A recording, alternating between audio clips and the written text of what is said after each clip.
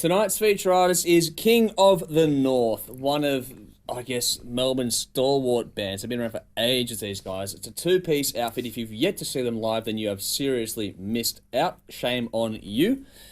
This is their debut album, Sound the Underground. We're going to review that. 12 tracks for, 35, 40 minutes, thereabouts? Yeah. Two-piece band, like I said, debut album. A huge sound. You've got to hear it, and it's... Hearing is believing, but seeing is even more so because it's hard to believe it's just a two-piece, but it is. Live, they smash it. You have to see this band live. They are one of the best live shows going around. Live versus the recording of the album, though, I guess kind of falls away a little bit. For me, and my partner as well, who's seen them and heard the album, we didn't quite know if the album captured their live vibe, and if you've just seen them live then listen to the album, then no, it doesn't. But if you step away from that for a little while, then come back to the album kicks ass. You just got to have that little bit of separation from just seeing them live to the album to get it. It's about the only critique I got of it, though. It's melodic blues or riff-based hard rock. Slightly psychedelic at parts. Hard hitting on the drums, especially, but great riffs to go with it. I mentioned live shows. Go and check them out. Catchy, hook-laden, really memorable. You can listen... It's an older release. This was 2013 that it came out. But you can listen to it back then and hear the songs now and you still remember them. You and I are both singing along to these songs. We haven't heard them for ages. We're both singing along to them. No way. It's great for that fact alone. Great songs, writing, playing, production, the works. It's all here. Not a one-trick pony, though. Very diverse for a two-piece outfit. Very well done. It's a credit to them. I love it. It's a great release. What are you doing? You're throwing more stuff in the bin. I gave it a 9 out of 10. I picked Watch It Die, Wanted, Ruby, and Surrender, and yeah, I love it. I reckon it's fantastic. Up there for sure. Riffs.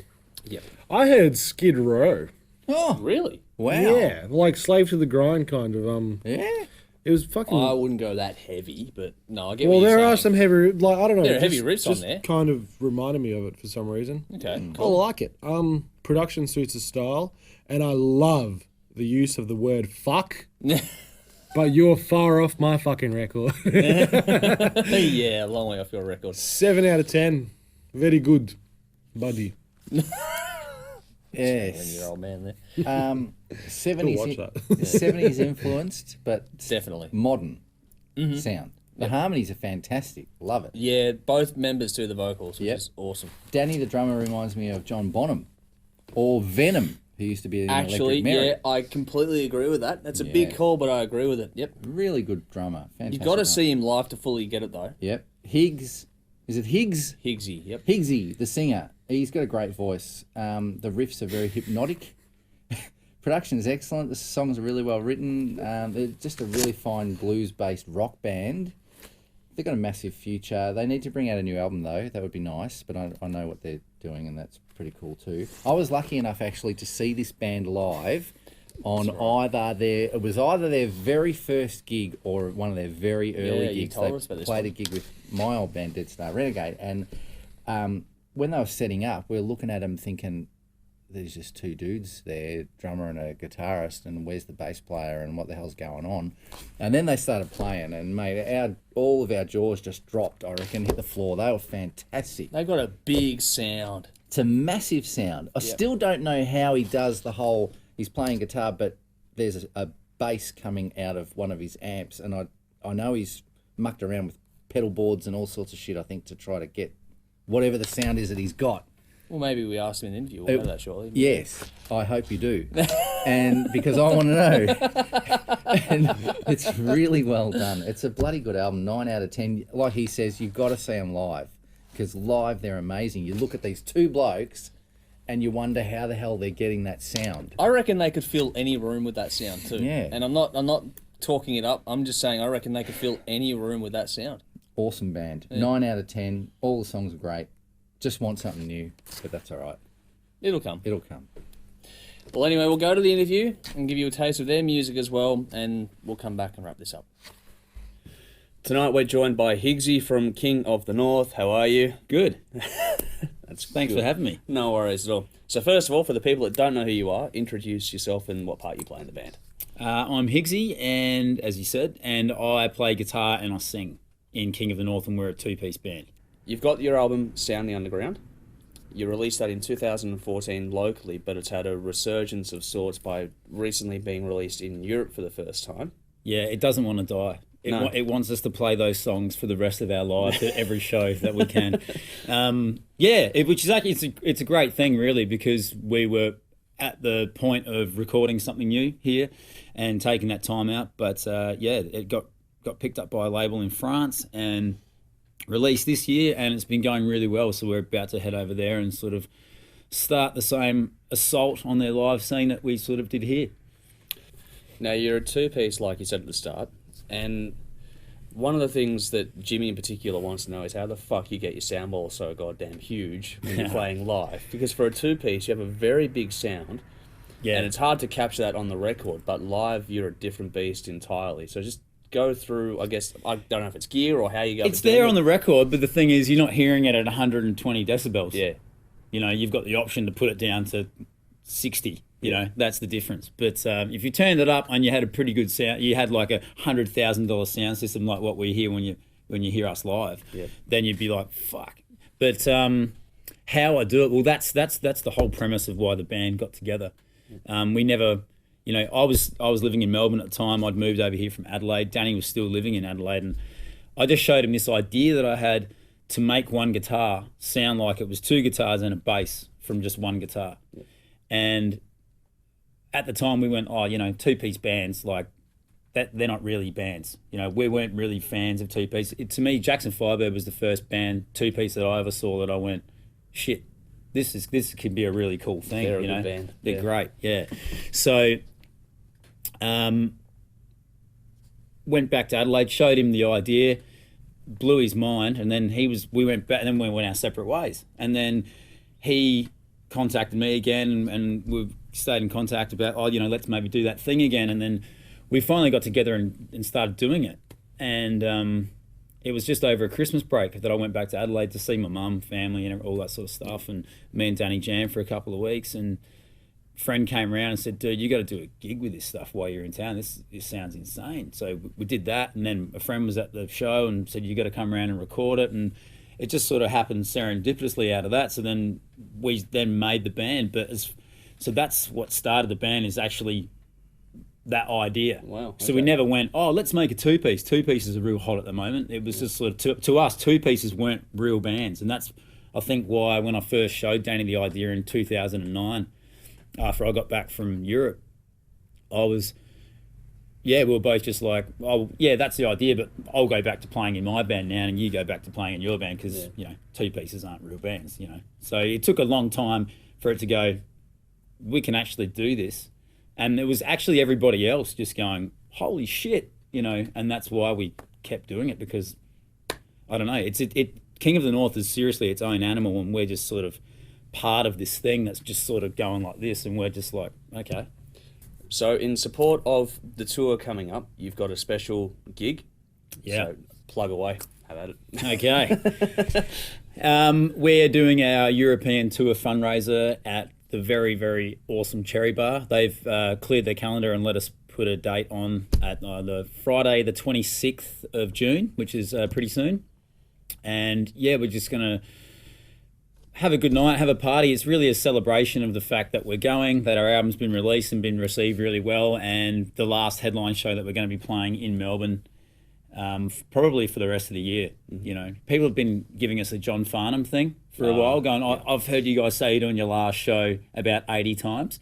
But if you actually read our posts, we never said any show was the last show.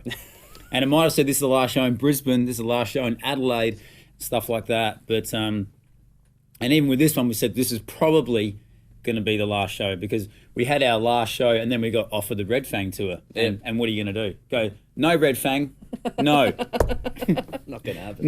No, we said to our fans that it's our last show, so we can't play. Sorry.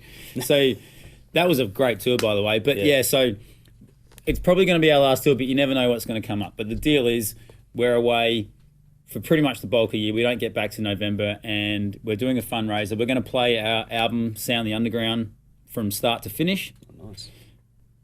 Yeah. Nice. We've never actually done that. Oh, okay.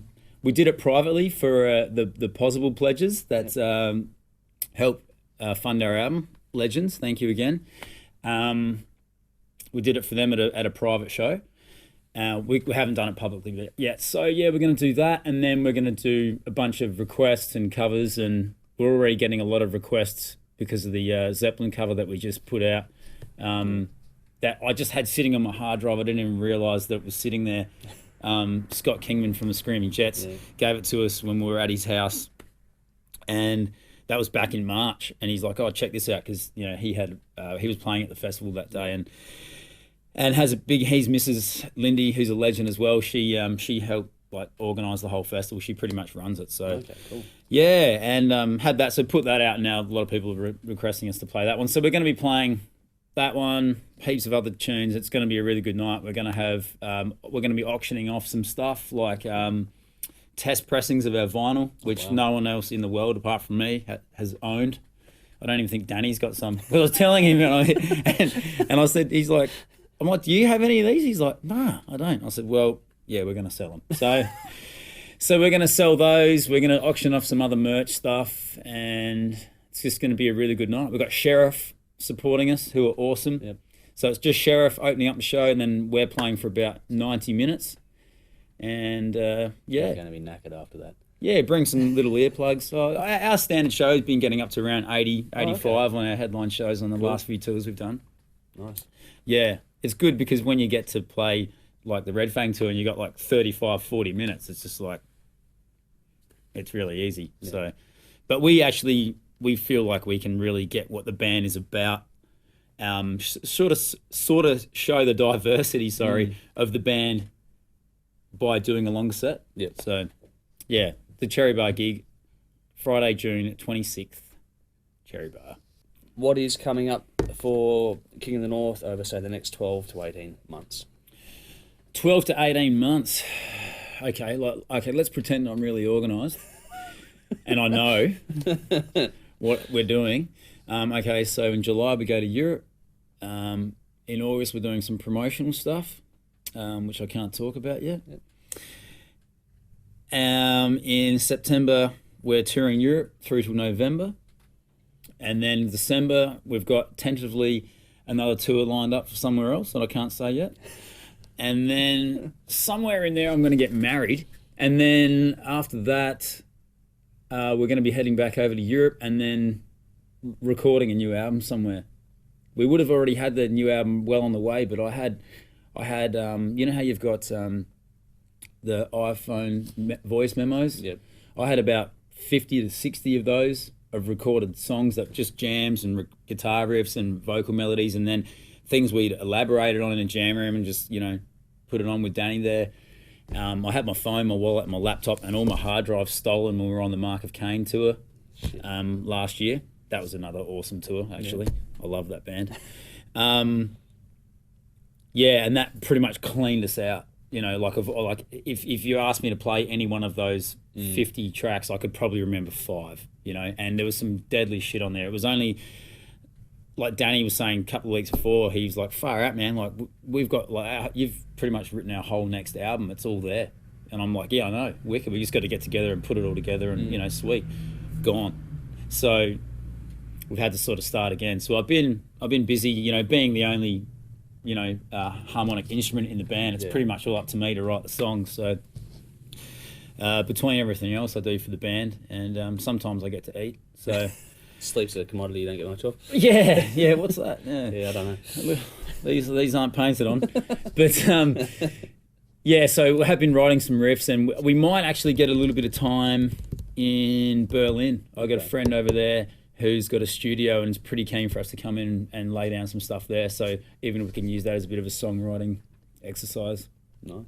So that, and then just more touring, man. So 18 months, summarise that, touring, recording, touring, and then sleep at the end. Okay, cool. Sounds good. All right. Well, thank you very much for coming out today. Thank you. Very much appreciated. Cheers for having me. No worries at all. Thanks, guys.